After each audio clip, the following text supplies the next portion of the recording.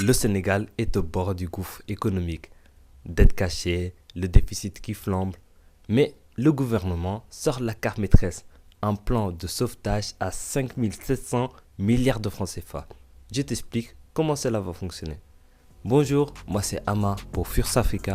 On vous aide à comprendre l'Afrique d'aujourd'hui pour construire celle de demain. Présenté en début du mois d'août par le Premier ministre Ousmane Sonko, ce plan de redressement va couvrir la période 2025-2028 avec comme objectif de ramener le déficit budgétaire à 3% en 2025 contre 12% en 2024. La grande nouveauté, c'est que 90% des financements viendront de ressources internes, sans besoin de passer par le FMI pour éviter de se surendetter. La réduction du train de vie de l'État, la digitalisation, la fiscalité sur les géants du numérique et la mobilisation de l'épargne nationale seront les leviers pour retrouver cet argent.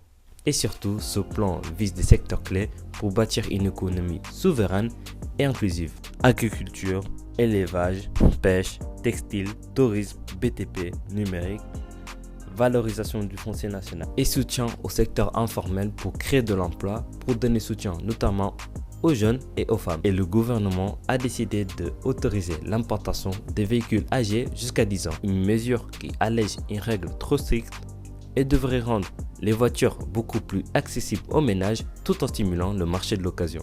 Ce plan, c'est un pari immense. Sortir d'une dépendance, relancer les secteurs vitaux et donner beaucoup plus de pouvoir d'achat aux citoyens. Voici pour aujourd'hui.